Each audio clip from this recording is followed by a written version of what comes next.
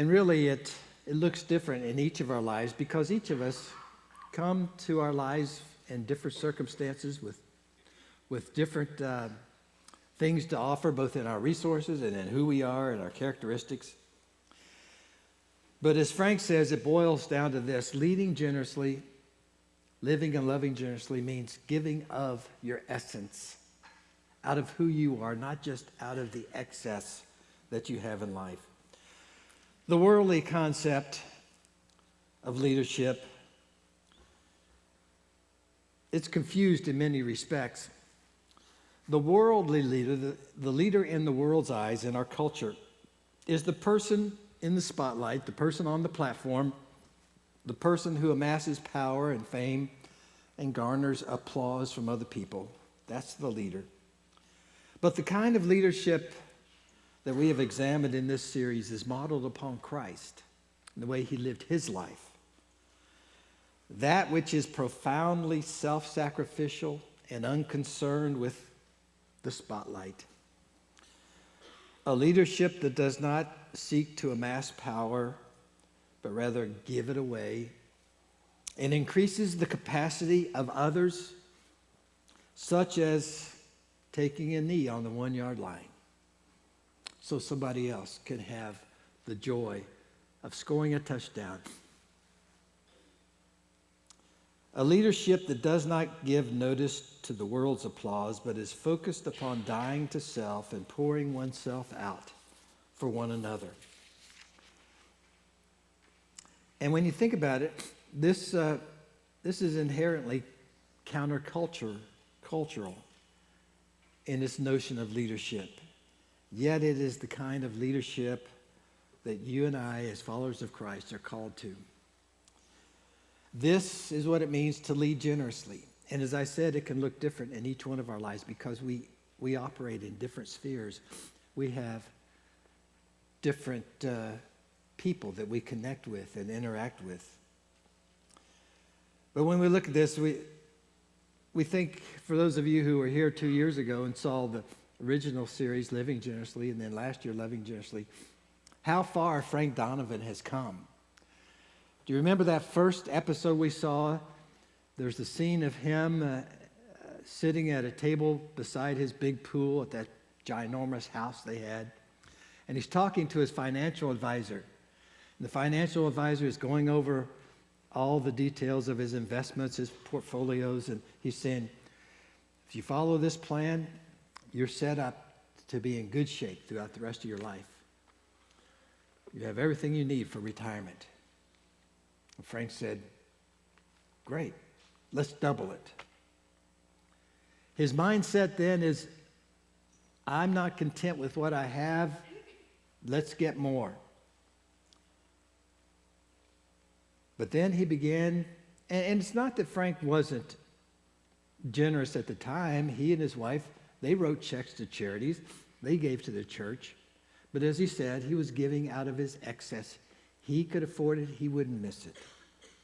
But he begins to learn, first through his son, through Ray, that being truly generous means we give something beyond what we can give away and not miss. We give of ourselves. We give of that which matters to us, as his son gave his favorite toy to a friend who didn't have very much.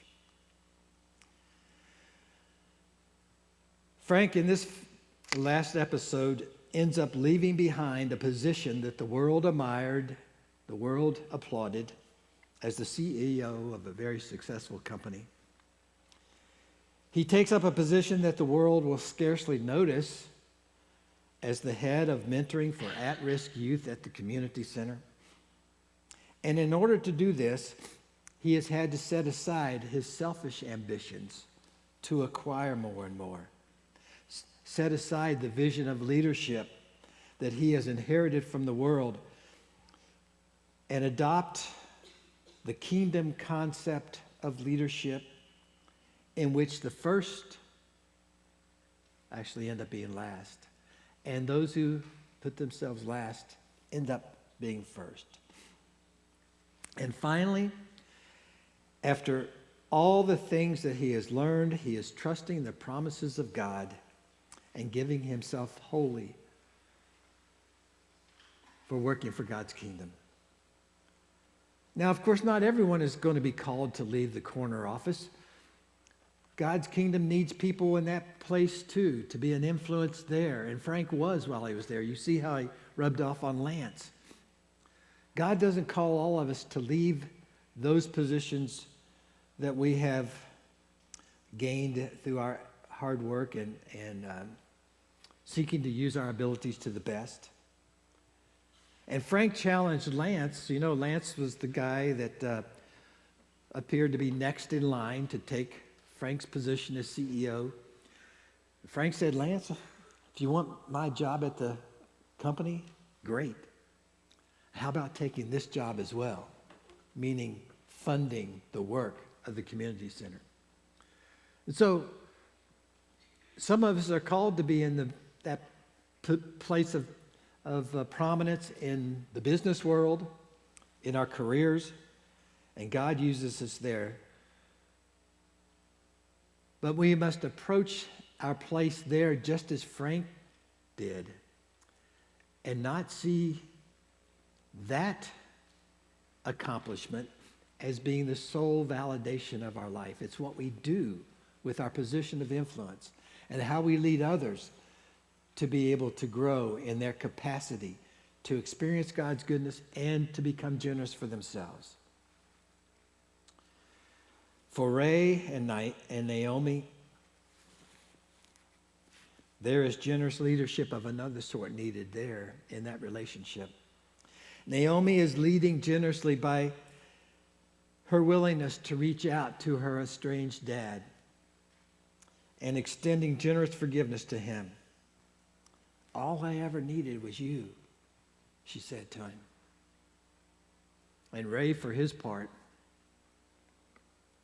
in spite of how much regret he feels and how hard it is to face up to his failures as a dad, he has to set all that aside and accept his daughter's forgiveness and be reconciled to her. He has to be generous in humility. Throughout this 3-year series with the Donovan family and their gardener, their business partner, their friend and brother in Christ, Ray, throughout this story, we have been discovering the life that is truly life. Now, that's a phrase taken from the letter that Paul wrote to Timothy when he was telling Timothy to instruct those who are wealthy in this world to be generous, to discover what it means to share with others. And then they will find the life that is truly life. And that's what we are seeking. I hope that's what each of us are experiencing more and more as we grow in this adventure of following Christ. It's not something that we arrive at all at once. It didn't happen to Frank. It's something we grow into if we let God continue to touch our heart and direct us in how to live our lives and to use our influence for the sake of those around us. Mother Teresa was globally recognized for her ministry to the poorest of the poor in India. And her Sisters of the Poor organization now extends to 100 countries or so around the world. In 1979, Mother Teresa was the recipient of the Nobel Peace Prize. Her philosophy of ministry was really quite simple. Here's how she put it: help one person at a time, and always start with the person nearest you. Just start where you are. You start with those you live with, your family, your spouse. You start with your roommate, your teammate. It's your best friend. It's your neighbor. It's the people you work with. It's the people you worship with. Those are the ones closest to you. Start with them. Start helping them and sharing with them and being generous in their lives. But it's also the homeless person that you pass each day on your way to work. Or it can be the man or the woman that you have met while volunteering at Toledo Gospel Rescue Mission.